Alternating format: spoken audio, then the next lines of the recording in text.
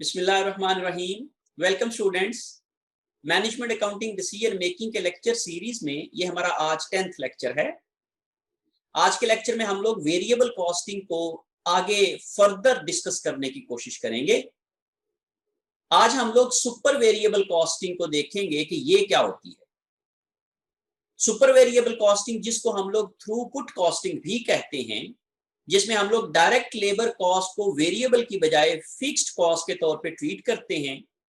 हम ये देखेंगे कि सुपर वेरिएबल कॉस्टिंग जो है वो वेरिएबल कॉस्टिंग से किस तरीके से मुख्तलिफ है, और हम वेरिएबल कॉस्टिंग और सुपर वेरिएबल कॉस्टिंग में कंट्रीब्यूशन फॉर्मेट इनकम स्टेटमेंट किस तरीके से बनाते हैं, और उनके दरमियान आने वाले प्रॉफिट्स में जो चेंजेस आती हैं या डिफरेंसेस आते हैं उनको हम लोग रिकॉन्साइल कैसे करते हैं। मैं एक न्यूमेरिकल को लेके आप लोगों को ये तमाम चीजें समझाने की कोशिश करूंगा। इससे पहले जो वेरिएबल एंड अब्जॉर्प्शन कॉस्टिंग के ऊपर मेरे जो पिछले लेक्चर्स की वीडियो और इसके अलावा भी मैनेजमेंट अकाउंटिंग डिसीजन मेकिंग के जो डिफरेंट टॉपिक्स हैं, जैसे ब्रेक इवन एनालिसिस है और कॉस्ट वॉल्यूम प्रॉफिट एनालिसिस है, इसके ऊपर भी मेरी वीडियो ऑलरेडी चैनल पे मौजूद हैं। आप उनको रिवाइज करने के लिए आप उन वीडियोस को देख सकते हैं और उनको दूसरों के साथ शेयर भी कर सकते हैं। मजीद इंफॉर्मेटिव वीडियोस के लिए आप मेरे चैनल को सब्सक्राइब कर सकते हैं और बेल आइकन को दबाना मत भूलिएगा, ताकि आपको टाइमली नोटिफिकेशंस मिलते रहें और हर आने वाली एक्टिविटी जो है वो आपको टाइमली मालूम हो सके, ताकि आप लोग उसको मिस ना कर पाए। हम लोग अपनी फॉर्मल डिस्कशन स्टार्ट करने के लिए मैं आप लोगों के साथ अपनी स्लाइड्स शेयर करता हूं और फिर हम लोग ये देखते हैं कि सुपर वेरिएबल कॉस्टिंग जो है वो किस तरीके से हमारी वेरिएबल कॉस्टिंग से मुख्तलिफ होती है। तो आए हम लोग अपनी डिस्कशन स्टार्ट करते हैं। ये स्टूडेंट्स, सुपर वेरिएबल कॉस्टिंग को समझने के लिए हमें अपने product cost and period cost के कॉन्सेप्ट को थोड़ा रिवाइज करना पड़ेगा। मैंने अपने 8th लेक्चर के शुरू में प्रोडक्ट एंड पीरियड कॉस्ट को डिस्टिंग्विश करके आपको समझाने की कोशिश की थी। इसके अलावा भी मैनेजमेंट अकाउंटिंग फंडामेंटल के कोर्स के अंदर भी मैंने प्रोडक्ट एंड पीरियड कॉस्ट को आप लोगों के साथ शेयर किया था। आप लोग उन तमाम वीडियोस को कंसल्ट कर सकते हैं और आप इस कॉन्सेप्ट को डिटेल में समझ सकते हैं। मैं यहाँ पे मुख्तसर बता देता हूं कि product cost are the cost which are included और which becomes the part of per unit cost. जो हमारी पर यूनिट कॉस्ट की जो पार्ट बनती है कॉस्ट, उसको हम लोग प्रोडक्ट कॉस्ट कहते हैं, या जिसको हम लोग इन्वेंट्री की कॉस्ट कैलकुलेट करने के लिए जो कॉस्ट हम लोग शामिल करते हैं पर यूनिट कॉस्ट की कैलकुलेशंस के लिए, उसको हम लोग प्रोडक्ट कॉस्ट कहते हैं। And the period cost is the cost which is charge to a particular period, for example a month, a quarter और अ ईयर, उसको हम लोग पीरियड कॉस्ट कहते हैं। और हम लोगों ने जब अपना वेरिएबल कॉस्टिंग का कॉन्सेप्ट पढ़ा था तो उसमें हमने ये कहा था कि डायरेक्ट मटेरियल्स, डायरेक्ट लेबर और वेरिएबल ओवरहेड्स जो होते हैं, ये तमाम वेरिएबल कॉस्ट होती हैं और वो पर यूनिट कॉस्ट को कैलकुलेट करने के लिए इस्तेमाल होंगी और उसकी पर यूनिट कॉस्ट में शामिल होंगी। लेकिन जब हम लोग सुपर वेरिएबल कॉस्टिंग की बात करते हैं तो सुपर वेरिएबल कॉस्टिंग ये कहती है कि जो सिर्फ और सिर्फ डायरेक्ट मटेरियल कॉस्ट जो है यही वेरिएबल कॉस्ट होती हैं, लेकिन जो डायरेक्ट लेबर कॉस्ट होती हैं ये वेरिएबल कॉस्ट नहीं होती हैं, बल्कि हम लोग इनको फिक्स कॉस्ट के तौर पे as a period cost treat करते हैं और उनको हम लोग जो है वो पर यूनिट कॉस्ट में शामिल नहीं करते हैं। So only direct materials are regarded as variable cost in super variable costing. Super variable costing concept ये कहता है कि सिर्फ और सिर्फ डायरेक्ट मटेरियल कॉस्ट ही हमारी वेरिएबल कॉस्ट हैं और जो लेबर कॉस्ट हैं ये भी हमारी वेरिएबल कॉस्ट नहीं है। इसकी फेवर में ये क्लेम किया जा सकता है कि आजकल चूंकि प्रोडक्शन की डायनामिक्स चेंज हो गई हैं और ज्यादातर जो प्रोडक्शन के लेबर है वो हमारी सैलरीज के ऊपर बेस कर रही होती हैं या फिक्स्ड मंथली रेमुनरेशन के ऊपर काम कर रहे होते हैं, जिसकी वजह से हम ये कह सकते हैं कि ये प्रोडक्शन बेस्ड डायरेक्ट लेबर आजकल नहीं होती है।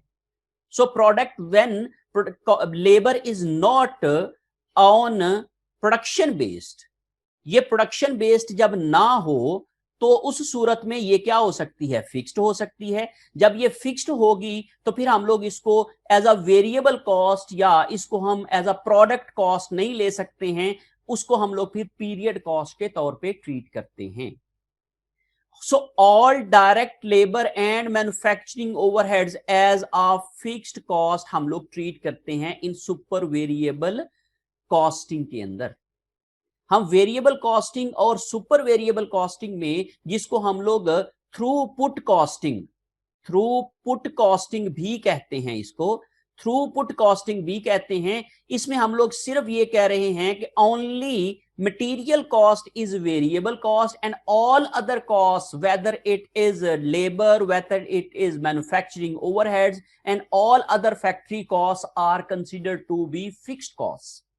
जब हम लोग इस कॉन्सेप्ट को, इस फिलॉसफी को लेके चलते हैं, तो हम ये कहते हैं कि प्रोडक्ट कॉस्ट में सिर्फ और सिर्फ मटेरियल कॉस्ट होनी चाहिए, बाकी तमाम की तमाम कॉस्ट जो है वो पीरियड कॉस्ट बन जाएंगी। इस फिलॉसफी के तहत अगर हम कैलकुलेशन करेंगे तो उस सूरत को हम लोग कहेंगे सुपर वेरिएबल कॉस्टिंग। तो वेरिएबल कॉस्टिंग और सुपर वेरिएबल कॉस्टिंग में सिर्फ यही फर्क है कि हम लोग वेरिएबल कॉस्टिंग में डायरेक्ट मटेरियल और डायरेक्ट लेबर और वेरिएबल ओवरहेड्स को हम एज आ वेरिएबल मैन्युफैक्चरिंग ओवरहेड्स को एज आ क्या लेते थे, प्रोडक्ट कॉस्ट लेते थे। लेकिन यहां पे हम लोग तमाम की तमाम जो बाकी कॉस्ट हैं मास वाई डायरेक्ट लेबर के, उन तमाम को हम लोग पीरियड कॉस्ट के तौर पे, फिक्स्ड कॉस्ट के तौर पे ट्रीट करेंगे, और बाकी सिर्फ और सिर्फ जो है वो direct material as a variable cost treat होगी, और सिर्फ वही वाली कॉस्ट जो है वो एज अ प्रोडक्ट कॉस्ट जो है वो कंसीडर होगी, और हम लोग उसको पर यूनिट कॉस्ट की कैलकुलेशन करते हुए हम कैलकुलेट करेंगे। आगे वाले स्लाइड में मैं आपको पर यूनिट कॉस्ट कैलकुलेट करना भी समझाऊंगा। So we also assume that all selling and admin expenses are entirely fixed. और हम ये कहते हैं तमाम सेलिंग एंड एडमिन एक्सपेंसेस, चूंकि ये ऑलरेडी मैन्युफैक्चरिंग कॉस्ट तो है ही नहीं, ये नॉन मैन्युफैक्चरिंग कॉस्ट हैं, ये पहले भी प्रोडक्ट कॉस्ट का हिस्सा नहीं बनती थी, इसलिए हम लोग इनको पहले भी पीरियड कॉस्ट ही समझते थे। तो इस फिलॉसफी में भी हम लोग इनको पीरियड कॉस्ट ही कंसिडर करेंगे। अब हम ये देखते हैं कि हमारे पास जो per unit computation of cost है as per super variable costing, वो हम ये कैसे करते हैं। उसके लिए हम लोगों ने एक एग्जांपल ली है, जैसे हमारे पिछली वाले लेक्चर्स में भी एग्जांपल थी। हमने कहा जी यूनिट प्रोड्यूस 25,000 है, direct material per unit is 7 which is only variable cost, and direct labour is 75,000 that is fix cost. जैसे मैंने भी आपको एग्जांपल दी कि आजकल जो इस तरह के प्रोडक्शन प्रोसेसेस हैं, जब हम लोग टेक्नोलॉजी की बात करते हैं तो टेक्नोलॉजी के साथ साथ क्या हो गई है, अब लेबर इंटेंसिव इंडस्ट्री नहीं रही है। जब लेबर इंटेंसिव इंडस्ट्री नहीं रहती है तो हम एक मजदूर ही काफी होता है सारी प्रोडक्शन करने के लिए, तो उसको ही हम लोग सैलरी के ऊपर हायर कर लेते हैं। तो जब मजदूर सैलरी पे हायर होते हैं तो वो फिर प्रोडक्शन पे बेस नहीं कर रहे होते, इसलिए उनकी जो कॉस्ट होती है वो क्या हो जाती है, फिक्स्ड हो जाती है।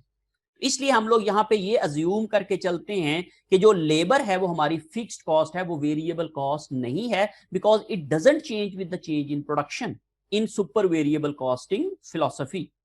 So manufacturing overhead are also is fixed, only fixed, not variable. Selling and admin expenses are also fixed. So these are three fixed costs. Only variable cost is the direct materials. जब इस चीज को लेके चलेंगे तो अब हम लोग पर यूनिट कैलकुलेशन कर लेते हैं, जैसे हम लोगों ने पहले एब्जॉर्प्शन और वेरिएबल कॉस्टिंग में की थी। सुपर वेरिएबल कॉस्टिंग के तहत जब हम लोग पर यूनिट कॉस्ट निकालेंगे तो सबसे पहले हम लोग डायरेक्ट मटेरियल लिखेंगे, जिस which is the variable cost, and all other cost are fixed cost. और जब हम लोग सुपर वेरिएबल और वेरिएबल की अलग-अलग से देखेंगे तो हम यहां पे कहेंगे कि वेरिएबल कॉस्टिंग में direct materials are variable cost and direct labour is not the variable cost, it is fixed cost and it would be treated as fixed cost just like fixed expenses in absorption costing. हम लोग जैसे absorption costing में इसको fix लेके चलते थे, बिल्कुल इसी तरीके से हम लोगों ने उसकी ट्रीटमेंट की है। हमने कहा 75,000 टोटल हमारे जो हैं वो फिक्स्ड एक्सपेंसेस हैं लेबर के, और 25,000 यूनिट्स हम प्रोड्यूस कर रहे हैं एक पीरियड में, मंथ में। तो जब हमने 75,000 को 25,000 पे डिवाइड किया तो हमारे पास per unit fixed labour cost आ गई 3। तो वेरिएबल कॉस्टिंग जो है वो कहती है कि पर unit cost is 10 and super variable costing कहती है कि पर unit cost is only 7 which is only materials, क्योंकि ये फिलॉसफी ये कह रही है कि सिर्फ मटीरियल वेरिएबल हैं, बाकी सारे के सारे फिक्स्ड हैं। तो इसलिए हम लोगों ने यहां पे वही एब्जॉर्प्शन और वेरिएबल कॉस्टिंग की ही फिलॉसफी को लिया है, लेकिन थोड़ी सी मॉडिफिकेशन के साथ। तो यहां पे super variable costing says only direct materials are included in product cost. Super variable costing ये कह रही है कि सिर्फ वेरिएबल जो डायरेक्ट मटीरियल्स हैं उन्हीं को ही हम लोग पर यूनिट या प्रोडक्ट कॉस्ट में शामिल करेंगे, and all other which are direct materials and direct labour cost are included in product cost in variable costing. Variable costing में हम लोग डायरेक्ट मटीरियल्स और डायरेक्ट लेबर की कॉस्ट को शामिल करेंगे, लेकिन जो सुपर वेरिएबल कॉस्टिंग है वो उसके मुताबिक हम लोग सिर्फ डायरेक्ट मटेरियल को एज अ प्रोडक्ट कॉस्ट लेंगे। इसी को ही हम लोग थ्रूपुट कॉस्टिंग भी कहते हैं, और आगे चल के मैं डिसीजन मेकिंग में थ्रूपुट कॉस्टिंग और थ्रूपुट मार्जिन की भी आपको कॉन्सेप्ट समझाने की कोशिश करूंगा। ओके, अब हम लोग एग्जांपल ले लेते हैं कि वेरिएबल और एब्जॉर्ब सुपर वेरिएबल और वेरिएबल कॉस्टिंग के तहत हम लोग कंट्रीब्यूशन फॉर्मेट इनकम स्टेटमेंट्स किस तरीके से बना सकते हैं। We have a data, we had 25,000 unit produced and out of this 20,000 units were sold during the year at a price of 30 per unit. ये हमारी वही एग्जांपल है जो हमने अपने पिछले लेक्चर में एब्जॉर्प्शन एंड वेरिएबल कॉस्टिंग को समझने के लिए ली थी। अगर आप उसको रिवाइज करना चाह रहे हैं तो आप मेरे उन लेक्चर्स की वीडियो को देख सकते हैं। There is no beginning inventory mean at the start of the period beginning inventory is 0 mean we have started the operations at nil level। हमने शुरू से ही इनके ऑपरेशंस को स्टार्ट किया है। Now let's compute the net operating income using super variable costing and variable costing। हम दोनों method के तहत हम इनकम स्टेटमेंट जो है उसमें नेट इनकम कैलकुलेट करने की कोशिश करते हैं। अब आप जरा गौर करें, अगर मैं सुपर वेरिएबल कॉस्टिंग को लूं तो उसके मुताबिक मैं सबसे पहले क्या करूंगा, कंट्रीब्यूशन फॉर्मेट इनकम स्टेटमेंट बनाने के लिए मैं सबसे पहले सेल्स लूंगा। मेरे पास 20,000 यूनिट सेल्ड हैं जो कि मुझे गिवन है, और 30 पर यूनिट उसकी प्राइस है। जब मैं इन दोनों को मल्टीप्लाई करूंगा तो 6 लाख का मेरे पास रेवेन्यू आ जाएगा। उसमें से मैं वेरिएबल एक्सपेंसेस हैं, अब variable expenses in my philosophy in super variable costing is only 7 per unit, और 7 पर यूनिट जो है वो क्या है, सिर्फ प्रोडक्ट कॉस्ट है, यही मेरी कॉस्ट ऑफ गुड सोल्ड है। तो मैंने 20,000 यूनिट बेचे हैं और पर यूनिट जो उसकी प्राइस है दैट इज 7 पर यूनिट। जब मैंने 7 के साथ इसको मल्टीप्लाई किया तो ये मेरे पास 1,40,000 की जो है वो वेरिएबल कॉस्ट होगी, जिसको मैं सुपर वेरिएबल कॉस्ट कहता हूं। This is my super variable cost. अब इसका कॉन्सेप्ट की लॉजिक क्या है कि हम ये कहते हैं कि सिर्फ मटेरियल एक ऐसी कॉस्ट है जो कभी भी फिक्स्ड नहीं हो सकती। It will always change with the change in volume. अगर प्रोडक्शन कम होगी तो मटेरियल ज्यादा कम लगेगा, अगर प्रोडक्शन ज्यादा होगी तो मटेरियल ज्यादा लगेगा। सो हम ये कहते हैं कि ये एक ऐसी कॉस्ट है जो हर हाल में वेरिएबल होगी। लेकिन जो लेबर कॉस्ट है या मैन्युफैक्चरिंग ओवरहेड्स हैं ये हमारे क्या हो सकते हैं, फिक्स्ड भी हो सकते हैं। तो हमने कहा अगर वो फिक्स्ड हो तो फिर हमारी जो है वो डिसीजन मेकिंग के ऊपर क्या इंपैक्ट आएगा, ये उसकी बात हो रही है। तो इसलिए हम लोगों ने एक नई कैटेगरी जो है वो डिफाइन कर लिया, जिसको हम लोग सुपर वेरिएबल कॉस्टिंग मेथड कह रहे हैं या थ्रूपुट कॉस्टिंग को कह रहे हैं। फिर इसके बाद हम लोगों ने लेस फिक्स्ड एक्सपेंसेस हैं। तो फिक्स्ड एक्सपेंसेस में हमारे पास डायरेक्ट लेबर है जिसमें हम लोगों ने 75,000 जो हमें गिवन है। फिर फिक्स्ड मैन्युफैक्चरिंग ओवरहेड है वो 1,50,000 हैं, और फिर उसके बाद fixed selling and admin expenses हैं वो 1 लाख हैं। जब मैंने इन तीनों को टोटल किया तो ये 3,25,000 आ गए। 4,60,000 हमारे पास जो है वो सुपर कंट्रीब्यूशन मार्जिन है, या आप इसको उस तरीके से सुपर कंट्रीब्यूशन मार्जिन कह सकते हैं। तो ये सुपर कंट्रीब्यूशन मार्जिन है, इसको हम लोग थ्रूपुट मार्जिन भी कहते हैं, थ्रूपुट मार्जिन भी कहा जाता है। इसी को ही हम लोग थ्रूपुट मार्जिन भी कहते हैं। तो थ्रूपुट मार्जिन का अगर आप फॉर्मूला पूछता है, throughput margin is equal to sales minus super variable cost which is direct material cost. सिर्फ हम लोग सेल्स में से डायरेक्ट मटेरियल कॉस्ट को माइनस करेंगे तो ये हमारे पास जो है वो थ्रूपुट मार्जिन आएगा, जिसको हम लोग थ्रूपुट कंट्रीब्यूशन मार्जिन भी कहते हैं। ओके, अब हमने ये कहा कि ये कंट्रीब्यूशन मार्जिन में 4,60,000 में से 3,25,000 माइनस किया तो हमारे पास नेट इनकम आ गई 1,35,000। तो इस तरीके से आप लोग सुपर वेरिएबल कॉस्टिंग के तहत कंट्रीब्यूशन फॉर्मेट इनकम स्टेटमेंट बना सकते हैं। अब हम लोग वेरिएबल कॉस्टिंग इनकम स्टेटमेंट की बात कर लेते हैं।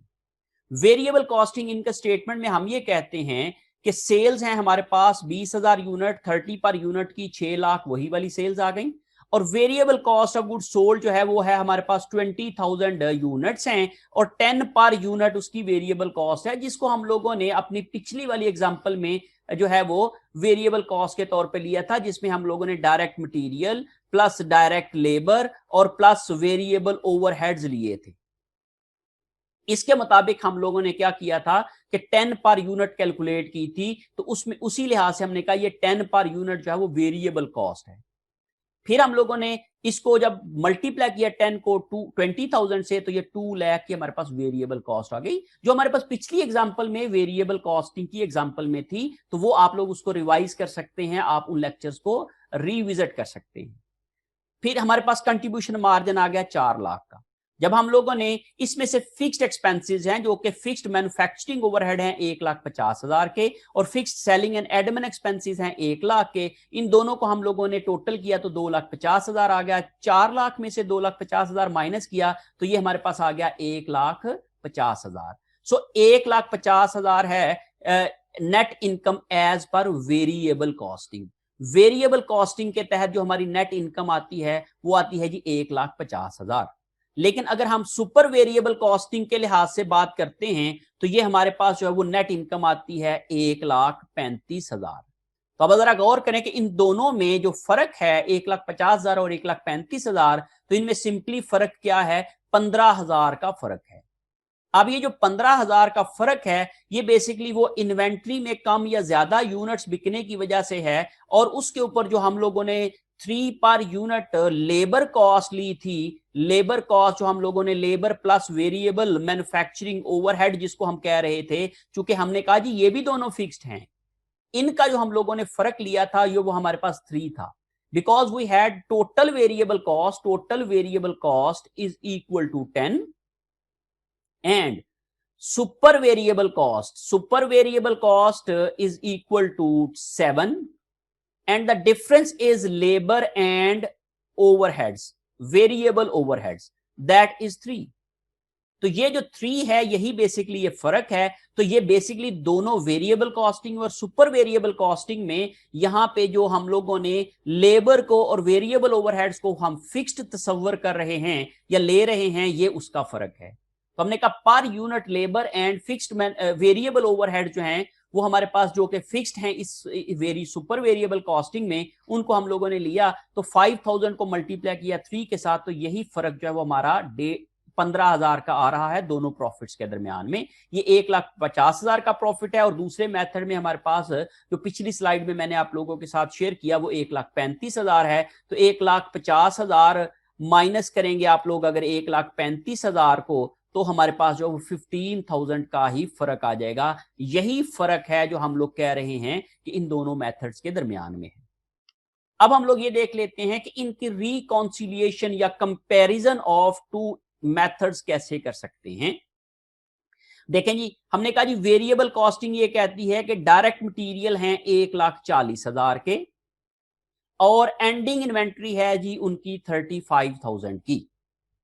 कैसे 1,40,000 हैं? हमने ये कहा कि हमने बनाए थे टोटल यूनिट्स 25,000 और पर यूनिट कॉस्ट हमने की थी 7, तो 25,000 को जब हमने 7 से मल्टीप्लाई किया तो ये हमारे पास आ गया 1,40,000। और एंडिंग इन्वेंट्री की वैल्यू जो थी वो हमने कहा जी 5,000 एंडिंग इन्वेंट्री में यूनिट्स बचे थे, मल्टीप्लाई बाय 7 पर यूनिट उनकी कॉस्ट थी, तो इस लिहाज से हमने कहा जी कि ये क्या आती है 35,000 ये वाली आ जाती है। तो अभी हम लोगों ने कहा जी कॉस्ट ऑफ गुड सोल्ड थी वो थी 1,40,000, जो एंडिंग इन्वेंट्री थी वो थी 35,000, और पीरियड एक्सपेंसेस जो थे वो हम लोगों ने इसको न्यूट्रलाइज कर दिया, हमने 0 कर दिया। अब इस तरीके से जो टोटल कॉस्ट है ये क्या है 1,75,000 आ जाती है। जिसमें डायरेक्ट लेबर हमने ये कहा कि इस मेथड में हमारे पास डायरेक्ट लेबर है वो है जी 75,000 की, जिसमें हमने कहा जी कि हमने इन्वेंट्री की सूरत में जो कॉस्ट ऑफ गुड सोल्ड थी उसकी सूरत में हमने सिर्फ 60,000 शामिल की है। क्यों 60,000 की है? हमने 20,000 यूनिट बेचे हैं और उनकी पर यूनिट कॉस्ट जो थी वो हमारे पास डायरेक्ट लेबर की वो आ रही थी 3 पर यूनिट, तो उस लिहाज से हमने कहा जी 60,000 की कॉस्ट हमने कॉस्ट ऑफ गुड सोल्ड में शामिल कर दी है। और बाकी जो 15,000 की कॉस्ट थी ये कौन सी कॉस्ट थी? दैट इज बेसिकली 5,000 यूनिट जो इन्वेंट्री में बच गए multiply by 3 per unit labour cost which is considered as fixed cost, जैसे हमने एब्जॉर्प्शन कॉस्टिंग में किया था। तो 3 मल्टीप्लाई बाय 5,000 करेंगे तो 15,000 ये आ गया। तो इसी लिहाज से 60,000 जमा 15,000 तो 75,000 टोटल आ गई। टोटल हमने कहा जी ये जो कॉस्ट है वो आती है 2,50,000 जो एज पर वेरिएबल कॉस्टिंग है। जैसे हमने कहा जी वेरिएबल कॉस्टिंग में हमने 25,000 यूनिट बनाए थे और 10 पर यूनिट उनकी कॉस्ट थी, तो इस लिहाज से 2,50,000 की ये कॉस्ट बनती थी जो हम लोगों ने वेरिएबल कॉस्टिंग के तहत प्रोडक्शन कॉस्ट निकाली थी या प्रोडक्ट कॉस्ट निकाली थी। अब हम सुपर वेरिएबल कॉस्टिंग की एनालिसिस कर लेते हैं। सुपर वेरिएबल कॉस्टिंग ये कहती है जी कि हमारे पास सिर्फ और सिर्फ 1,40,000 क्या होंगे? कॉस्ट ऑफ गुड सोल्ड होगी और 35,000 जो है वो हमारे पास एंडिंग इन्वेंट्री की कॉस्ट होगी। तो टोटल मिलके कॉस्ट बन गई 1,75,000। और हमने कहा जी डायरेक्ट लेबर जो है वो डायरेक्टली हम लोगों ने पीरियड के तौर पे एक्सपेंसेस के तौर पे ली है, तो हमने 1,75,000 को हमने पीरियड एक्सपेंसेस बना दिए। हम वेरिएबल कॉस्टिंग में इन दोनों कॉस्ट को पीरियड कॉस्ट नहीं बनाते हैं, डायरेक्ट मटेरियल को और डायरेक्ट लेबर को। इसमें हम लोगों ने दोनों को प्रोडक्ट कॉस्ट के तौर पे ट्रीट किया है। लेकिन हम लोगों ने जब सुपर वेरिएबल कॉस्टिंग को लिया है तो उसमें हमने सिर्फ मटेरियल को प्रोडक्ट कॉस्ट लिया है, बाकी जो डायरेक्ट लेबर है और फिक्स्ड ओवरहेड्स हैं उनको हम लोगों ने पीरियड कॉस्ट के तौर पे लिया है।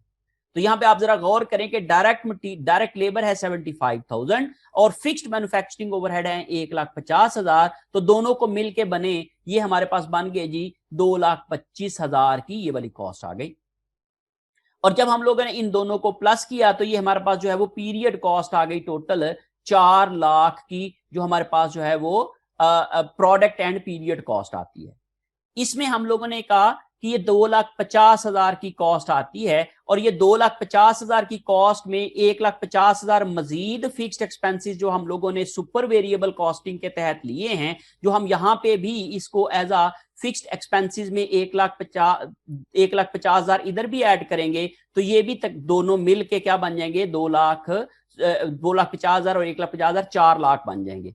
तो इस लिहाज से हमने बेसिकली हम फर्क क्या कर रहे हैं कि इसमें हम लोग वेरिएबल कॉस्टिंग में मटेरियल और लेबर दोनों को वेरिएबल ले रहे हैं, लेकिन इसमें हम लोग सिर्फ और सिर्फ मटेरियल को वेरिएबल ले रहे हैं, जो लेबर है उसको हम लोग एज अ फिक्स्ड एक्सपेंसेस कर रहे हैं। अगर आप लोग इसको यहां से काट दें तो आप जरा गौर करें कि ये दोनों की जो कॉस्ट है वो रिकॉन्साइल हो जाएगी। ये 75,000 अगर आप इसमें डालते हैं तो ये 4 लाख की बजाय 2,50,000 हो जाएगी, जो कि यहां पे भी 2,50,000 है और यहां पे भी 2,50,000 है। तो अगर आप लोग बाकी फिक्स्ड एक्सपेंसेस को दोनों में ना लिखें तो फिर आप रिकॉन्साइल कर सकते हैं कि दोनों में कॉस्ट है वो कैसे है।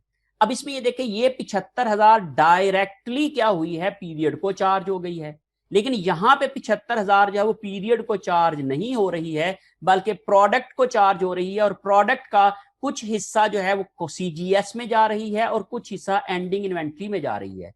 इसके तहत एंडिंग इन्वेंट्री की वैल्यू है 50,000 और इसके तहत एंडिंग इन्वेंट्री की वैल्यू है 35,000। यही फर्क है दोनों मेथड्स में। ये उसी तरह का ही फर्क है जैसे हम लोग एब्जॉर्प्शन और वेरिएबल कॉस्टिंग का फर्क करते थे। वेरिएबल कॉस्टिंग में भी हम लोग वेरिएबल कॉस्ट को हम लोग सिर्फ प्रोडक्ट कॉस्ट में शामिल करते थे और फिक्स्ड को निकाल देते थे। यहां पे भी हम लोगों ने ये वेरिएबल कॉस्टिंग में हम लोगों ने लेबर को as a fixed cost treat किया है और उसको हम लोग प्रोडक्ट कॉस्ट में जब शामिल करते हैं तो इन्वेंट्री की कॉस्ट इंक्रीज आ जाएगी। लेकिन सुपर वेरिएबल कॉस्टिंग में हम लोग इसको as a period cost treat करते हैं, इसको प्रोडक्ट में शामिल नहीं करते हैं, जिसकी वजह से इन्वेंट्री की कॉस्ट कम आ जाएगी। तो अब आप जरा गौर करें 50,000 और 35,000 दोनों का जो फर्क है ये वही 15,000 का फर्क है जो कि हमारे डिफरेंस इन प्रॉफिट्स आता है। तो यही जो डिफरेंस इन प्रॉफिट्स है ये वही कॉस्ट इन एंडिंग इन्वेंट्री का फर्क है जो कि हम लोग लेबर को एज अ फिक्स कॉस्ट लेके हम डिफरेंस डाल रहे हैं। अब हम ये देख लेते हैं कि हम जब दो मेथड्स को कंपेयर करेंगे तो हमने कहा जी सुपर वेरिएबल कॉस्टिंग के तहत 1,35,000 की हमारे पास इनकम आ रही है इनकम स्टेटमेंट में। तो ये बेसिकली रिकॉन्सिलिएशन स्टेटमेंट हम बना रहे हैं, रिकॉन्सिलिएशन ऑफ प्रॉफिट्स है और between super variable costing and variable costing. Variable costing और सुपर वेरिएबल कॉस्टिंग में जो डिफरेंस इन प्रॉफिट है उसको हम रिकॉन्साइल करना सीखते हैं and it is just like absorption and variable costing. वही फिलॉसफी है, वही सेम है, लेकिन सिर्फ और सिर्फ कुछ एक नॉमेनक्लेचर चेंज हो गया है। वो डायरेक्ट लेबर की कॉस्ट को हम एज अ फिक्स्ड कॉस्ट ले रहे हैं और वही दोनों में पॉइंट ऑफ डिफरेंस है। हमने 1,35,000 सुपर वेरिएबल कॉस्ट के तहत कैलकुलेट की कॉस्ट। अब हमने ये कहा जी कि direct labour cost deferred in inventory, जैसे हम लोग कहते थे fixed cost deferred in inventory, बिल्कुल इसी तरीके से direct labour cost deferred in inventory. तो 5,000 यूनिट जो है वो इन्वेंट्री इंक्रीज की थी, उसको पर यूनिट लेबर कॉस्ट हमारे पास आती थी which is fixed, that is 3, और जब हमने इसको मल्टीप्लाई किया तो दैट इज 15,000। अब चूंकि इंक्रीज इन इन्वेंट्री आ रहा है तो ये पॉजिटिव फिगर है, जब ये पॉजिटिव है तो ये प्लस हो जाएगी। 1,35,000 जमा करेंगे 15,000 तो ये हमारे पास profit as per variable costing आ जाएगा। अगर आप इसको पहले ये वाली फिगर को लेके चलेंगे और उससे ये सुपर वेरिएबल कॉस्टिंग की इनकम निकालेंगे तो फिर आप लोग उलट कर लेंगे, जो प्लस होगा वो माइनस हो जाएगा, जो माइनस होगा वो प्लस हो जाएगा, या आप इसको रिवर्स चलना शुरू कर दें तो फिर आपका ये वाला प्रॉफिट आ जाएगा। अगर आपको ये मालूम नहीं है, ये मालूम करना है और ये दिया हुआ है तो फिर आप इसी तरीके से स्टेटमेंट बनाए, एंड फिगर लिख लें और इसको रिवर्स चल दें तो ये जो ऐड हो रहा है वो लेस हो जाएगा और जो लेस हो रहा होगा वो ऐड हो जाएगा, तो इस तरीके से आ जाएगा। और ये जो 3 पर यूनिट है ये कैसे आया है, ये उसकी कैलकुलेशन है कि डायरेक्ट लेबर कॉस्ट टोटल जो है वो 75,000 है which has been considered as fixed cost, और जो टोटल यूनिट हमने प्रोड्यूस किए हैं वो है 25,000, तो 3 पर यूनिट जो है वो उसकी कॉस्ट आ गई है। वही हमारा जो है वो डिफरेंस इन प्रॉफिट को शो करता है जो कि हम लोगों ने लेबर को एज अ फिक्स कॉस्ट दिया है। So in this way we can reconcile the two profits, profit as per super variable costing and profit as per variable costing, and this reconciliation is just like we made reconciliation statement in variable costing and absorption costing। उसमें हम absorption costing में manufacturing cost को fix लेते थे और labour और material और variable overheads को वेरिएबल लेते थे, लेकिन यहाँ पे हम दोनों में बाकी सारी चीजें जो हैं वो चूंकि कॉमन है इसलिए हम लोगों ने यहाँ पे उनको कंसीडर ही नहीं किया है। हम सिर्फ और सिर्फ किसको फर्क जो कर रहे हैं सिर्फ उसको लेंगे। तो फर्क इन दोनों में क्या है कि ये डायरेक्ट लेबर का फर्क है। हम यहां पे डायरेक्ट लेबर को सुपर वेरिएबल में फिक्स्ड ले रहे हैं, लेकिन वेरिएबल में हम लोग इसको एज अ वेरिएबल कॉस्ट लेते हैं। अब हम लोग ये देखते हैं कि ये जो extended comparison of income data है फॉर द ईयर 2 ये कैसे हो सकता है। हमने कहा जी सेकंड ईयर में हमने 25,000 यूनिट्स फिर उसी तरीके से बेचे हैं, लेकिन इसमें हमने 30,000 यूनिट जो है वो सेल किए हैं। 25,000 हमने यूनिट बनाए हैं। हम सेकंड ईयर में हम लोगों ने 25,000 यूनिट बनाए हैं और 30,000 यूनिट बेचे हैं। बिगिनिंग इन्वेंट्री जो हमने पिछले पीरियड की हमें बची थी वो थी 5,000 की, तो 5,000 यूनिट ये पिछले पड़े थे, 25,000 अभी बनाए, 30,000 टोटल हो गए, 30,000 बेच दिए, एंडिंग इन्वेंट्री 0 आ गई। Unit selling price is 30 as per our example, and direct materials are 7 per unit, and direct labor is considered over here that is 75,000, जो कि हमने कहा जी ये फिक्स्ड है।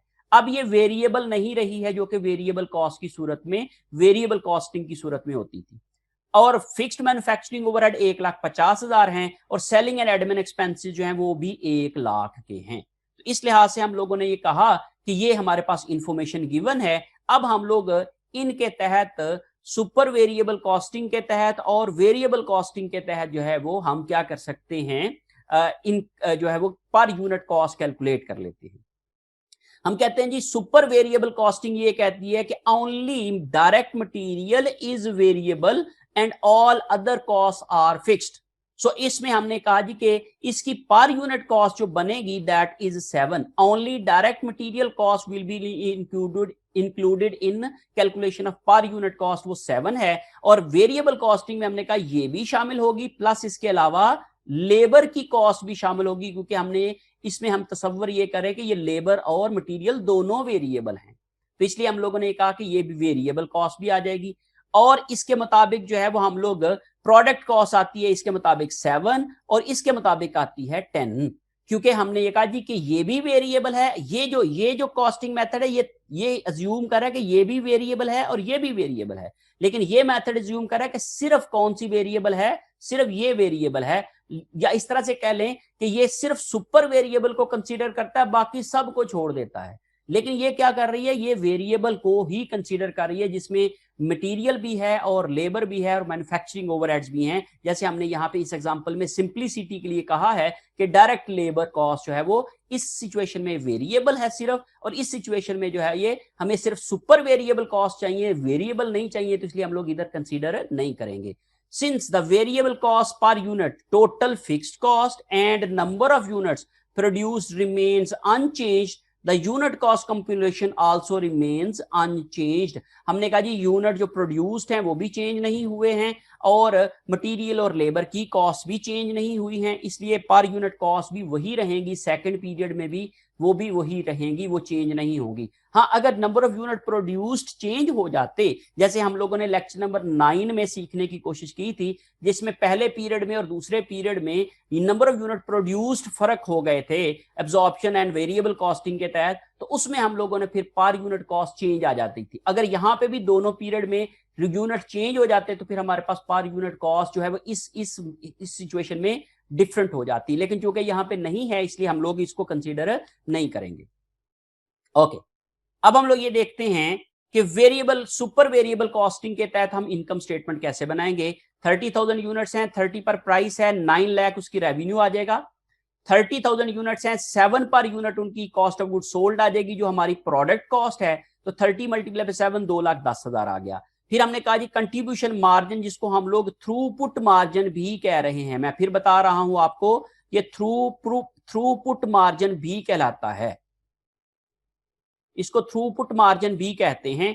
और फिर इसमें से हमने कहा जी सुपर वेरिएबल कॉस्टिंग जो जिनको बाकी कॉस्ट को फिक्स्ड पीरियड कॉस्ट कंसीडर करती है, तो इसलिए उनको हम लोगों ने as a period cost fixed expenses के तौर पे माइनस कर लिया। तो ये हमारे पास आ गई 75,000 लेबर की कॉस्ट है, 1,50,000 ओवरहेड्स हैं और 1 लाख जो है वो सेलिंग एंड एडमिन कॉस्ट है, टोटल 3,25,000 है। तो 3,65,000 का प्रॉफिट आ गया हमारे पास सेकेंड ईयर के अंदर जब हम लोग 30,000 के यूनिट सेल करेंगे।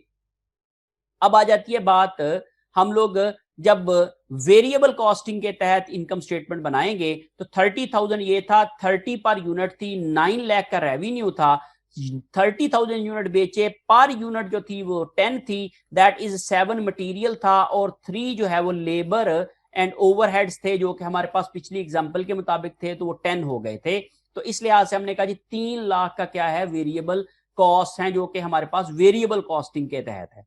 कंट्रीब्यूशन मार्जिन आ गया जी उसका 6 लाख का। जब हम लोगों ने इसको माइनस किया तो हमारे पास, जब हमने इसमें से फिक्स्ड एक्सपेंसेस जो कि पीरियड कॉस्ट है, ये हमारे पास पीरियड कॉस्ट है, क्योंकि सुपर वेरिएबल कॉस्टिंग कहती है कि ये भी पीरियड कॉस्ट है जो 3 पर यूनिट है, लेकिन वेरिएबल कॉस्टिंग कहती है कि ये प्रोडक्ट कॉस्ट है, तो इसलिए हम लोगों ने इसको 10 में शामिल किया है।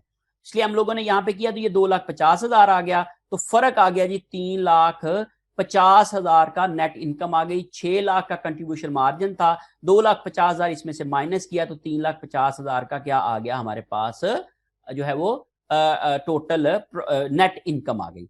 अब आप जरा गौर करें कि जो चेंज इन इन्वेंट्री थी वो कितना आया है, क्योंकि पिछले वाली में स्लाइड में आप अगर गौर करें तो हमारे पास प्रॉफिट आ रहा है 3,65,000 और नेक्स्ट में आ रहा है हमारे पास प्रॉफिट 3,50,000। सो 3,65,000 माइनस 3,50,000, तो हमारे पास प्रॉफिट का फर्क आ गया 15,000। तो ये 15,000 का फर्क कहां से आया है, या डिक्रीज इन इन्वेंट्री है जो हम लोगों ने यहां पे किया था। शुरू में हमारे पास इन्वेंट्री थी 5,000 की और एंड पे जाके हमारे पास इन्वेंट्री रह गई थी 0, तो हमारे पास जो डिक्रीज इन इन्वेंट्री हुई थी दैट वाज 5000, ये डिक्रीज इन इन्वेंट्री थी। शुरू में हमारे पास थी 5000, एंड पे रह गई थी 0। कैसे 0 रह गई थी? हमने कहा जी शुरू में थे 5000 यूनिट्स, हमने प्रोडक्शन की 25,000 यूनिट्स, टोटल आ गए हमारे पास 30,000 यूनिट, और उसमें से हमने सेल कर दिए, वो भी हमने 30,000 यूनिट सेल कर दिए, तो हमारे पास आखिर में जो बचे वो यूनिट थे 0। तो इस तरीके से हमने कहा जी एंडिंग इन्वेंट्री 0 है और ओपनिंग इन्वेंट्री 5000 थी। तो हमने जब ये किया तो हमारे पास 5000 डिक्रीज इन इन्वेंट्री आ गया। अगर मैं इसको तरतीब से लिखूं तो ये 0 माइनस 5000 आ जाएगा, तो इज इक्वल टू 5000 डिक्रीज आ जाएगा। Ending inventory minus opening inventory, तो इसको हम लोग जब हल करेंगे तो 5000 डिक्रीज आ जाएगा। अब हम लोग इसकी रिकॉन्सिलिएशन की तरफ देख लेते हैं कि हम लोग इसकी रिकॉन्सिलिएशन कैसे करेंगे। हमने कहा जी सुपर वेरिएबल कॉस्टिंग जो वो कहती है जी 3,65,000 की इनकम थी, और जो डिडक्ट हम लोग इसमें से करेंगे, चूंकि हमारे पास यहाँ पे नंबर ऑफ यूनिट डिक्रीज हो रहे हैं एंडिंग इन्वेंट्री में, तो इसलिए हम लोग 5000 ये माइनस है, माइनस मल्टीप्लाई बाय 3, तो ये माइनस 15,000 आ जाएगा। 3,65,000 माइनस 15,000, तो ये आ जाएगा हमारे पास 3,50,000 की income as per variable costing आ जाएगी, जो हम लोगों ने पिछले वाले मेथड में भी कैलकुलेट की थी। So per unit labour cost is 75,000 divided by 25,000। तो उस तरीके से हमने ये कहा जी कि जितने यूनिट हमने प्रोड्यूस किए, और यहां पे बेसिकली हम क्या कर रहे हैं, वेरिएबल कॉस्टिंग में डायरेक्ट लेबर को वेरिएबल ट्रीट कर रहे हैं, लेकिन सुपर वेरिएबल कॉस्टिंग में हम डायरेक्ट लेबर को as a fixed cost treat कर रहे हैं। यही इन दोनों का फर्क है। तो इसी फर्क को ही हम लोग जो है वो प्रॉफिट में क्या करते हैं, रिकॉन्साइल करने के लिए इस्तेमाल करते हैं, और हम लोग यहां पे रिकॉन्सिलिएशन स्टेटमेंट बना सकते हैं। अब अगर हम लोग दोनों पीरियड्स में इनके प्रॉफिट्स को कंपेयर करें, सबसे पहले हमने सुपर वेरिएबल कॉस्टिंग में अगर हम फर्स्ट पीरियड की बात करते हैं तो profit was 1,35,000, and in second period profit was 3,65,000 and the total profit was 5 lakh। यहां पे वेरिएबल कॉस्टिंग जो है वो हमने कहा कि profit was 1,50,000 and in second period profit was 3,50,000 and total profit was 5 lakh। तो अब आप जरा गौर करें कि यहां पे हमारे पास एंड रिजल्ट जो है वो दोनों का प्रॉफिट सेम है। ये क्यों सेम आया है? पहले पीरियड में हमने कहा 5,000 इन्वेंट्री क्या हुई थी, प्लस हुई थी, इंक्रीज हुई थी, और दूसरे पीरियड में हमने कहा 5,000 की इन्वेंट्री डिक्रीज हुई थी, और ओवरऑल नेट जो इंपैक्ट आया तो इन्वेंट्री का जो इंपैक्ट था वो 0 इंक्रीज या डिक्रीज थी। मीन जो शुरू में इन्वेंट्री थी वही एंड पे इन्वेंट्री है। तो जब हमारे पास इन्वेंट्री जो शुरू में थी वही एंड पे हो, तो उस सूरत में हम ये कहते हैं कि दोनों के प्रॉफिट जो है वो सेम रहेंगे, वो डिफरेंट नहीं होंगे, जैसे हम लोग वेरिएबल एंड एब्जॉर्प्शन कॉस्टिंग में भी कहते थे। इसी लिहाज से हम लोग जो सुपर वेरिएबल कॉस्टिंग और वेरिएबल कॉस्टिंग के जो प्रॉफिट को जब रिकंसाइल करेंगे तो हम वही वाली लॉजिक यूज करेंगे जो हमने एब्जॉर्प्शन एंड मार्जिनल कॉस्टिंग में की थी, जिसमें हम ये कहते हैं कि अगर इन्वेंट्री इंक्रीज करेगी तो हमारे पास जो है वो वेरिएबल कॉस्टिंग का प्रॉफिट ज्यादा होगा और सुपर वेरिएबल कॉस्टिंग का प्रॉफिट कम होगा। अगर इन्वेंट्री डिक्रीज करेगी तो हमारे पास जो वेरिएबल कॉस्टिंग का प्रॉफिट लेस होगा और सुपर वेरिएबल कॉस्टिंग का प्रॉफिट ज्यादा होगा। और अगर दोनों में इन्वेंट्री सेम रहेगी, डजंट इंक्रीज और डिक्रीज, तो उस सूरत में हमारे पास जो वो प्रॉफिट क्या होगा, दोनों का सेम रहेगा। अब अगर मैं इसको कंक्लूड करता हूं, जैसे मैं यहां पे लिखता हूं कि अगर प्रोडक्शन जो है, production is equal to sale, अगर प्रोडक्शन सेल के बराबर है, नो चेंज इन इन्वेंट्री, जब कोई चेंज इन्वेंट्री नहीं होगी तो फिर क्या होगा, प्रॉफिट्स विल बी इक्वल, दोनों के प्रॉफिट इक्वल होंगे। दूसरा पॉइंट क्या है, production is greater than sales, इससे क्या होगा, इन्वेंट्री इंक्रीजेस, इन्वेंट्री इंक्रीज कर जाएगी, इससे क्या होगा, variable profit will be greater than super variable profit. Variable profit super variable profit से ज्यादा होगा, और अगर प्रोडक्शन लेस होगी सेल से, मीन सेल ज्यादा होगी प्रोडक्शन कम होगी, उस सूरत में इन्वेंट्री डिक्रीज कर जाएगी। जब इन्वेंट्री डिक्रीज करेगी तो उस सूरत में वेरिएबल प्रॉफिट जो होगा वो क्या होगा जी, less than super variable profit. Super variable profit से क्या होगा, ये लेस हो जाएगा। तो ये बेसिकली वो समरी है जो हम लोगों ने अपने प्रीवियस टॉपिक के अंदर जो वेरिएबल एंड अब्जॉर्प्शन कॉस्टिंग था उसमें भी यही चीज डिस्कस की थी, और सेम लॉजिक के साथ थी। सिर्फ आप समझ लें कि उसी कॉन्सेप्ट का एक फर्दर रिफाइंड कॉन्सेप्ट है, जिसमें हम लोग पहले वाले में हम लोग वेरिएबल कॉस्ट में डायरेक्ट मटेरियल और डायरेक्ट लेबर और वेरिएबल ओवरहेड शामिल करते हैं, लेकिन दूसरे वाले जो कॉन्सेप्ट है उसके अंदर हम लोग सुपर वेरिएबल कॉस्टिंग में सिर्फ डायरेक्ट मटेरियल को वेरिएबल लेते हैं, बाकी सारी कॉस्ट को हम एज अ फिक्स कॉस्ट और एज अ पीरियड कॉस्ट लेते हैं। अब मैं अगर इन तमाम चीजों को समराइज करता हूं तो मैं आपके साथ बोर्ड शेयर करता हूं, आप देखें प्लीज जरा। तो इसकी समरी जो है वो मैं हम लोग यहां पे लिख लेते हैं कि जो फर्क है दोनों मेथड्स में वो क्या है। सपोज हम ये कहते हैं कि यहां पे हम ये कहते हैं जी के variable versus absorption.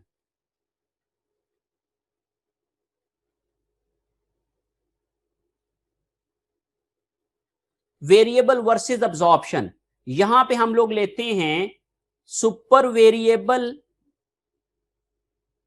Versus variable. Okay, अब आप ये देखें जी, वेरिएबल कहती है जी के direct material, direct labour and variable manufacturing overheads are product cost. ये क्या कौन कह रहा है, वेरिएबल कॉस्टिंग। एब्जॉर्प्शन कॉस्टिंग कहती है direct material, direct labour, variable manufacturing overheads and fixed manufacturing overheads. ये तमाम चीजें जो हैं वो क्या होंगी, प्रोडक्ट कॉस्ट होंगी। दैट इज प्रोडक्ट कॉस्ट, ठीक है जी। एंड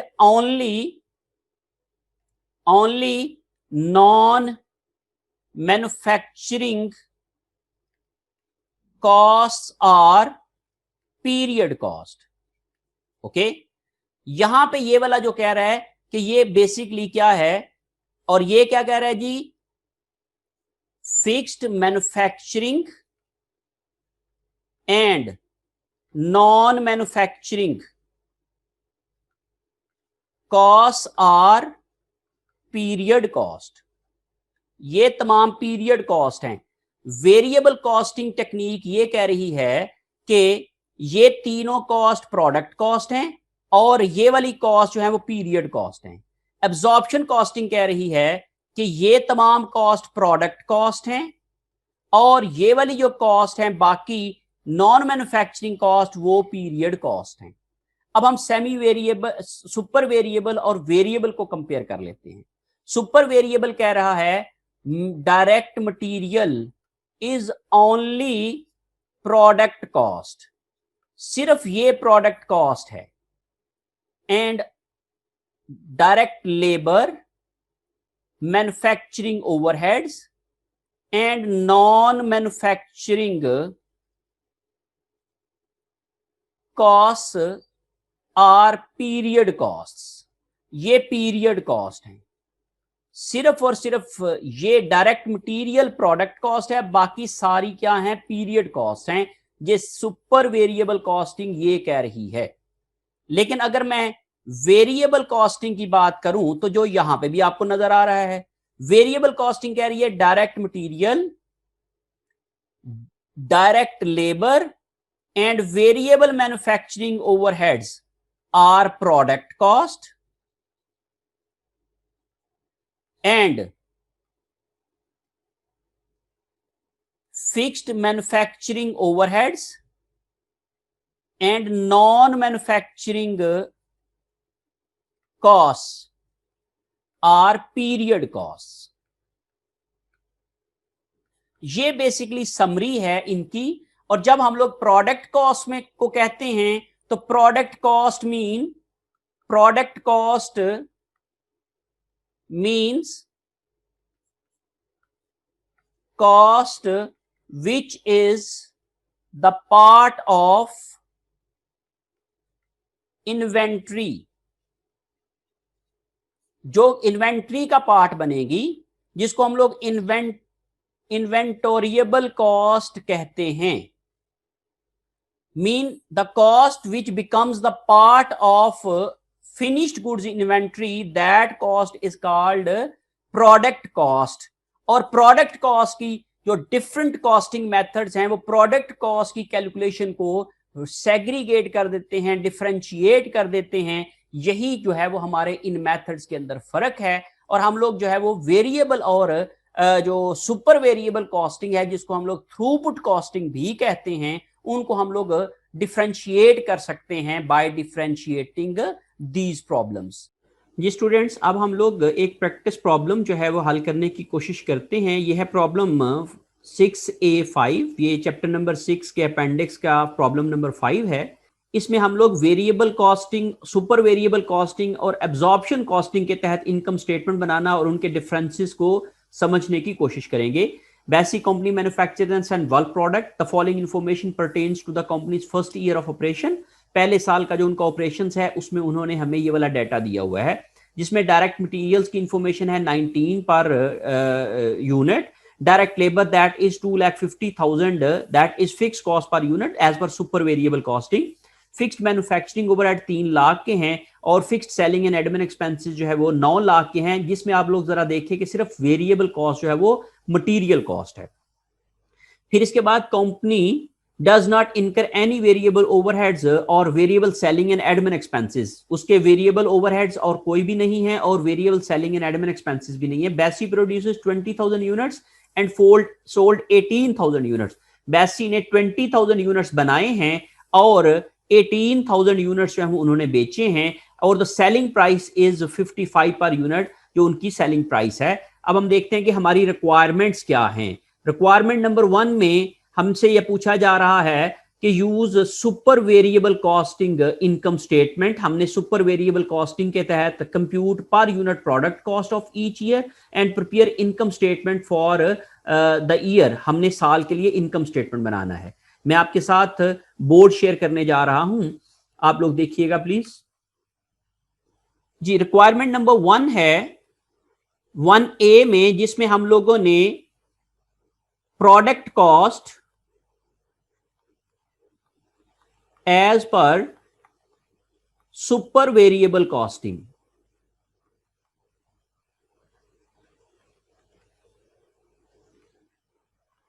सुपर वेरिएबल कॉस्टिंग के तहत प्रोडक्ट कॉस्ट निकालनी है। As we know, only direct material cost is variable cost and would be the product cost. So only $19 would be per unit cost as per super variable costing.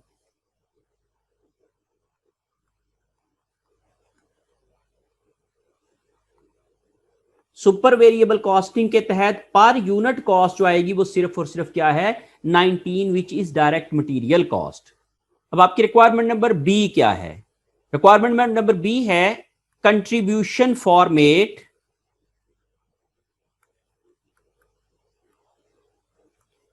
Income statement as per super variable costing.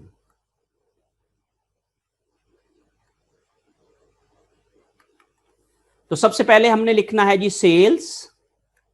Sales क्या है जी? हमने कहा जी के total unit sailed किए हैं, sold किए हैं 18,000 eight the rate, और उनकी सेलिंग प्राइस है दैट इज 55।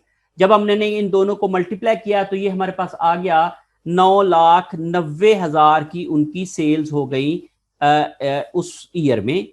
लेस हम करेंगे वेरिएबल कॉस्ट और अ प्रोडक्ट कॉस्ट और CGS cost of goods sold.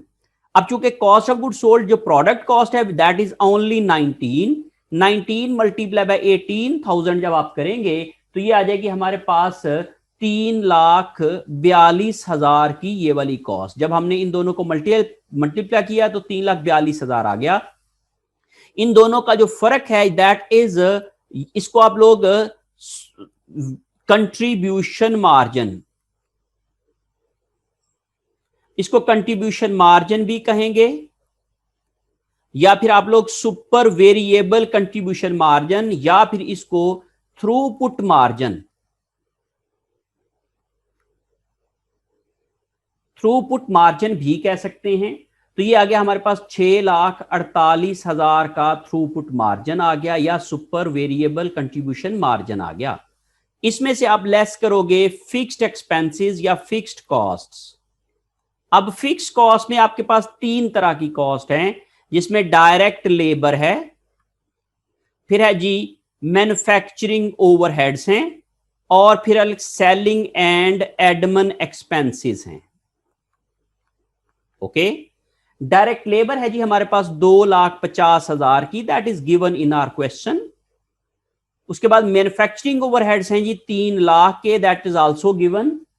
और सेलिंग एंड एडमिन एक्सपेंसेस हैं that are 90,000, that are also given. इन तीनों को जब हम टोटल करते हैं तो दैट इज 6,40,000। और जब हम लोगों ने 6,48,000 में से 6,40,000 को माइनस किया तो ये हमारे पास आ गया जी 8,000 का profit as per super variable costing. So इस तरीके से ये हमारी रिक्वायरमेंट नंबर 1 कंप्लीट हो गई। अब हम देखते हैं रिक्वायरमेंट नंबर 2 क्या है। Requirement number 2 है assume the company uses a variable costing system that assigns 12.50 of direct labor cost to unit produced। हम 12.5 पर unit direct labour cost charge करते हैं। अब हमने compute per unit product cost and prepare an income statement for the year. अब हमने इसके मुताबिक बनाना है, तो हम लोग इसको देखते हैं। इस रिक्वायरमेंट को पूरा करने के लिए मैं बोर्ड शेयर करने जा रहा हूं फिर आपसे। ओके जी, रिक्वायरमेंट नंबर अब आ गया जी 2A में हमने निकालना है per unit cost as per variable costing. Variable costing के तहत पर यूनिट कॉस्ट, तो direct material then direct labour, ये 2 कॉस्ट जो हैं वो वेरिएबल कॉस्ट के तहत आती हैं, या फिर वेरिएबल मैन्युफैक्चरिंग ओवरहेड्स जो हैं वो वेरिएबल कॉस्टिंग के तहत, ये 3 कॉस्ट जो है हम लोग कहते हैं जी कि पर यूनिट कॉस्ट का हिस्सा बनती हैं। अब हमारे क्वेश्चन के अंदर डायरेक्ट मटेरियल दिया गया है that is 19 per unit, direct labour अभी हमें बताई गई है 12.5 पर यूनिट, और वेरिएबल ओवरहेड्स हमें कहा गया जी कि ये हैं ही नहीं, ये बिल्कुल जीरो हैं। आप इसको यहां पे एक्सक्लूड भी कर सकते हैं, अदरवाइज आप इसको लिख लें और इसको जीरो कर दें तो तभी भी ठीक है। तो इस लिहाज से हमने कहा जी टोटल इनकी पर यूनिट कॉस्ट बनती है that is 31.50। This is per unit product cost as per variable costing. Okay, अब हम लोग इसकी बी रिक्वायरमेंट को देख लेते हैं। बी रिक्वायरमेंट में हम लोगों ने बनाना है contribution format income statement as per variable costing. Contribution format income statement as per variable costing. तो सबसे पहले हम लिखेंगे जी सेल्स हैं हमारी 18,000 units that are given at the rate 55 per unit. 55 per unit जो है वो हमें रेवेन्यू मिल जाएगा। तो हमारे पास आ गई टोटल 9,90,000 की हमारे पास जो है वो सेल्स आ गई टोटल, जिनको हम लोगों ने यहां पे लिख लिया। फिर उसके बाद हम लोगों ने लिखना है cost of goods sold, CGS। CGS होती है जी यूनिट कॉस्ट, जो हमने यहां पे कैलकुलेट की है 18,000 यूनिट सेल किए, मल्टीप्लाई बाय 31.50, जो हमने 31.50 उनकी कॉस्ट आई है, तो इसको हमने मल्टीप्लाई किया तो ये आ जाएगा जी 5,67,000। ओके, जब हमने इसको इसमें से माइनस किया तो ये हमारे पास आ जाएगा जी contribution margin.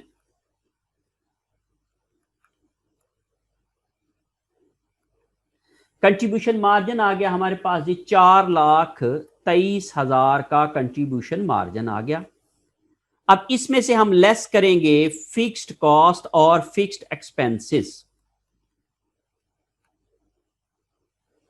Okay, fix cost में से सबसे पहले है जी fixed manufacturing,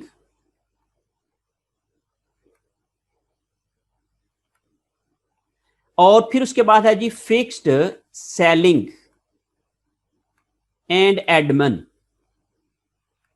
okay, fixed manufacturing है जी जो हमें गिवन है हमारे क्वेश्चन में, दैट इज 3 लाख, और फिक्स्ड सेलिंग एंड एडमिन है दैट इज 90,000। जब इन दोनों को हमने प्लस किया तो 3,90,000 आ गया। इस लिहाज से हमने जब इसको इसमें से माइनस किया कंट्रीब्यूशन मार्जिन में से, तो ये हमारे पास आ जाएगा जी 33,000 का प्रॉफिट आ गया हमारा वेरिएबल कॉस्टिंग के तहत। तो ये हमारी रिक्वायरमेंट नंबर 2 कंप्लीट हो गई। अब हम देखते हैं कि हमारी नेक्स्ट जो रिक्वायरमेंट नंबर 3 है वो क्या है। Assume that the company uses an absorption costing income statement costing system that assigns 12.5 of direct labor and 15 of mixed manufacturing overhead cost to each unit produced। Her unit जो produce हो रहा है उसके ऊपर 12.5 जो है वो डायरेक्ट लेबर है और 15 जो है वो मैन्युफैक्चरिंग ओवरहेड्स हैं। Compute per unit cost of as per absorption costing per unit product cost, और दूसरा इनकम स्टेटमेंट हमने बनाना है एब्जॉर्प्शन कॉस्टिंग के तहत। तो अब हम देखते हैं कि रिक्वायरमेंट नंबर 3 को हम किस तरीके से लेके चलेंगे। This is requirement number 3। A part क्या है, यूनिट पर यूनिट कॉस्ट और product cost as per absorption costing.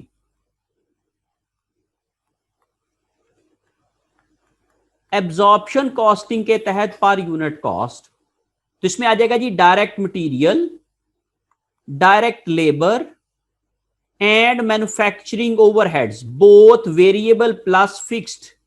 Fixed and variable दोनों, चूंकि इसमें वेरिएबल हैं ही नहीं, सिर्फ फिक्स्ड हैं। ओके जी, डायरेक्ट मटेरियल है that is, you must say, direct material हमें दिया गया है that is 19, direct material is 19, direct material is 19 per unit, direct labour is given 12.50 per unit, and manufacturing overheads which are variable and fixed as well, variable as well as fixed। तो variable चूंकि 0 हैं, सिर्फ fixed हैं इसके अंदर, और fixed जो है वो है हमारे जी 15 पर यूनिट। अब ये जो 15 पर यूनिट है ये किस तरीके से आया है ये मैं आपको बता देता हूं। फिक्स्ड मैन्युफैक्चरिंग ओवरहेड है जी 3 लाख के, जो हमें गिवन है हमारे क्वेश्चन के अंदर, और इनमें हमने जो यूनिट टोटल बनाए हैं वो हैं जी 20,000 के, ये भी हमें इंफॉर्मेशन गिवन है, इस लिहाज से 15 पर यूनिट आ गया। और अगर मैं ये डायरेक्ट लेबर की भी बात करता हूं तो डायरेक्ट लेबर है हमारे पास 2,50,000 की, और इसमें हमने ये जो टोटल यूनिट्स बनाए हैं वो हैं जी 20,000 के। तो जब हम लोगों ने 2,50,000 को डिवाइड किया इस पे तो ये आ जाएगा 12.50। तो इस लिहाज से आप क्या कर सकते हो, ये दोनों कैलकुलेशंस कर सकते हैं। अब यहां पे मैं लिखूंगा 15 पर यूनिट, तो टोटल जब मैंने किया तो ये मेरे पास आ जाएगा 46.50 पर यूनिट। ये पर यूनिट कॉस्ट आ गई एज पर एब्जॉर्प्शन कॉस्टिंग। अब हम इसका बी पार्ट कर लेते हैं। बी पार्ट में हमें कहा जा रहा है income statement as per absorption costing. Absorption costing के तहत इनकम स्टेटमेंट बनाना है। क्योंकि यहां पे हम कंट्रीब्यूशन फॉर्मेट इनकम स्टेटमेंट में नहीं बना रहे, हम लोग जो है वो एक regular format of income statement बना रहे हैं जो हम एब्जॉर्प्शन में बनाते हैं। तो सबसे पहले हमने लिखना है जी सेल्स। सेल्स है हमारे पास 18,000 यूनिट्स और 55 पर यूनिट उनकी प्राइस है। तो ये आ जाएगी हमारे पास 9,90,000 की हमारी सेल्स आ गई। लेस इसमें से हम करेंगे CGS, cost of goods sold. Cost of goods sold क्या है जी, 18,000 यूनिट हमने बेचे हैं और पर यूनिट कॉस्ट हमने अभी कैलकुलेट की है 46.50। तो जब हमने 46.50 के साथ मल्टीप्लाई किया तो ये आ जाएगा 8,37,000 का हमारे पास ये वाली जो है वो कॉस्ट ऑफ गुड्स सोल्ड आ जाएगी। इन दोनों का फर्क किया तो इसको हम कहेंगे ग्रॉस मार्जिन और ग्रॉस इनकम। ग्रॉस इनकम आ गई हमारे पास 1,53,000, 1,53,000 की हमारे पास जो है वो ग्रॉस इनकम आ गई। इसमें से हम लोग लेस करेंगे सेलिंग एंड एडमिन एक्सपेंसेस, जिसको हम ऑपरेटिंग एक्सपेंसेस भी कहते हैं। ये है हमारे पास जी गिवन, दैट इज 90,000। जब हमने इसको किया तो अब आप हमारे पास आ गया जी net income. So net income is in this case is 63,000। 63,000 की हमारे पास नेट इनकम आ गई एज पर एब्जॉर्प्शन कॉस्टिंग। अब हम ये देख लेते हैं कि नेक्स्ट रिक्वायरमेंट हमारी क्या है। नेक्स्ट रिक्वायरमेंट है जी prepare a reconciliation that explains the difference between super variable costing and variable costing. हमने एक रिकॉन्सिलिएशन स्टेटमेंट बनानी है जिसमें हम लोगों ने सुपर वेरिएबल कॉस्टिंग और वेरिएबल कॉस्टिंग के डिफरेंस को मैच करना है। फिर prepare another reconciliation in which variable costing and absorption costing income statement are reconciled. फिर उसमें हम लोगों ने reconciliation of absorption and variable करना है। मीन हमने दो रिकॉन्सिलिएशन स्टेटमेंट्स बनानी है और फिर हमने उनको एक्सप्लेन करना है कि इनका फर्क क्यों आया है। ओके जी, रिक्वायरमेंट नंबर 4। अब हमने यहां पे रिकॉन्सिलिएशन स्टेटमेंट्स बनानी है। हम रिकॉन्सिलिएशन स्टेटमेंट बनाएंगे तो मैं इस पेज को दो हिस्सों में डिवाइड कर लेता हूं। पहली हमने रिकॉन्सिलिएशन बनानी है, reconciliation of super variable income and variable income। Super variable income और वेरिएबल इनकम में हमने फर्क जो है वो रिकॉन्साइल करना है। और दूसरी हमने करना है जी reconciliation of super variable income and absorption income. हमने सुपर वेरिएबल इनकम को एब्जॉर्प्शन इनकम के साथ रिकॉन्साइल करना है। तो सबसे पहले हम लोग लिखते हैं income as per super variable costing. हमने कहा जी ये हमारी इनकम थी 8,000 की, हमें जो हमने कैलकुलेट की थी हमारे अपने प्रीवियसली पार्ट 1 में। फिर उसके बाद हम लोगों ने इसमें adjustment of deferred cost in inventory करना है। अब डेफर्ड कॉस्ट इन इन्वेंट्री का फॉर्मूला जर्नल क्या है, change in inventory units multiply by पर यूनिट फिक्स्ड कॉस्ट।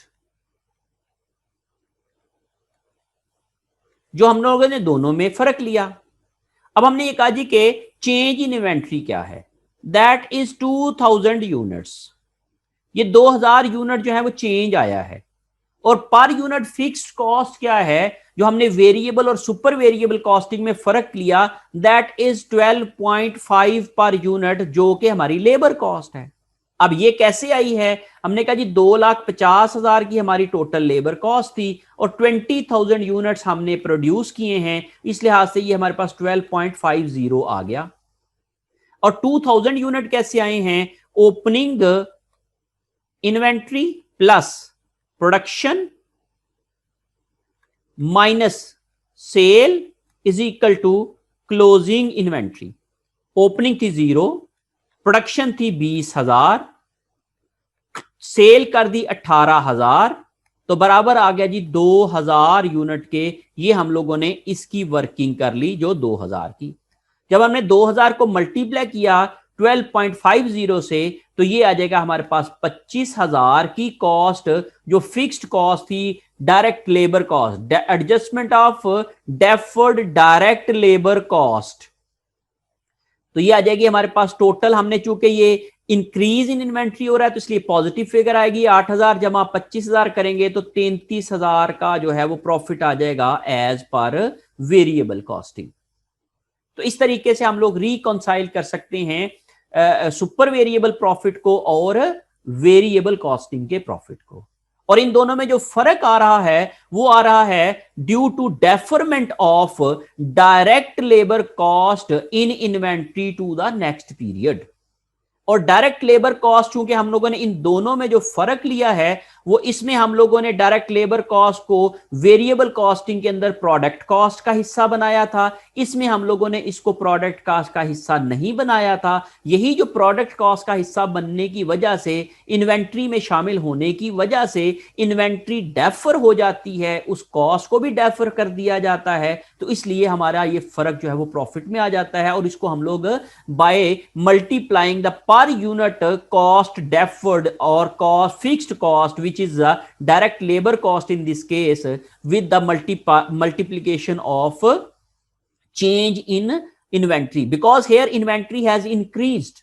पहले 0 थी, अब ये 2,000 है, तो 2,000 पॉजिटिव फर्क है, इसलिए हम लोगों ने 12.5 से मल्टीप्लाई किया तो ये हमारे पास 25,000 आ गया और इसका टोटल आ गया हमारे पास 33,000।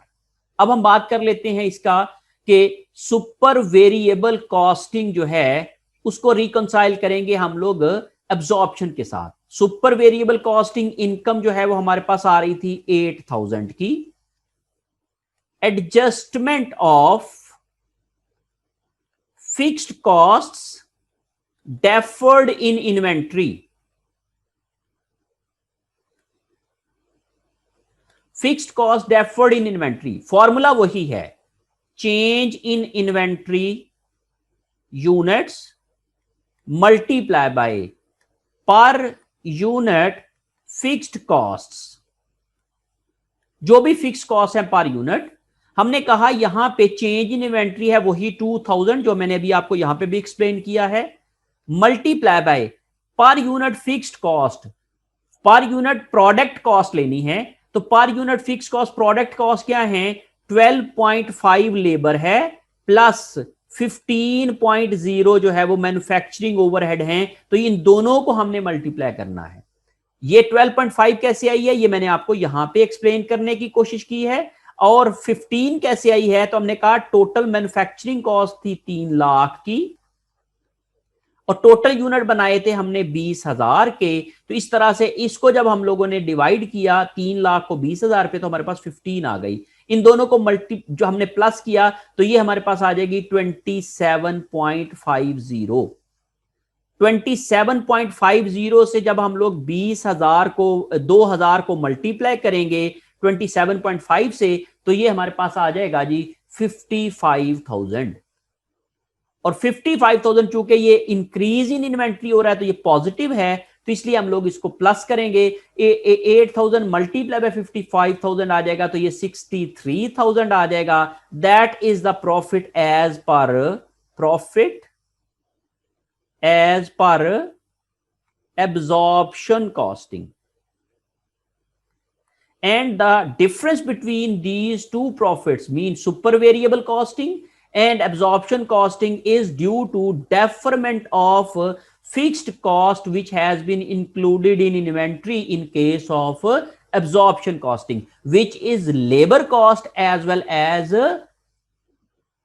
Manufacturing overheads. तो ये दोनों फिक्स कॉस्ट हैं जो हमने इन्वेंट्री का हिस्सा बना दिया था। उसको जब हम लोगों ने 2000 यूनिट इस पीरियड में नहीं बेचे हैं, उसको डेफर कर दिया है, तो उसकी डेफरमेंट की वजह से हमारी कॉस्ट है वो अगले पीरियड को ट्रांसफर हो गई है। That's why our cost has been transferred to next period, that is 55,000, जिसकी वजह से हमारी जो कॉस्ट ऑफ गुड सोल्ड कम हो गई और उसकी वजह से हमारा जो है वो अब्जॉर्प्शन का प्रॉफिट 63,000 आ गया। तो हमने 8,000 का जो सुपर वेरिएबल कॉस्ट का प्रॉफिट था उसको हमने रिकॉन्साइल कर लिया अपने अब्जॉर्प्शन प्रॉफिट के तहत जो कि 63,000 था। मेरे ख्याल से अब आप लोग जो है वो तीनों तरह की इनकम स्टेटमेंट बनाना भी सीख गए हैं, तीनों तरह से पर यूनिट कॉस्ट कैलकुलेट करना भी सीख गए हैं, और तीनों तरह से जो प्रॉफिट्स आते हैं उनको हम रिकॉन्साइल भी कर सकते हैं। आप इन तमाम कॉन्सेप्ट को यूज करके अपनी प्रॉब्लम्स को सॉल्व कर सकते हैं।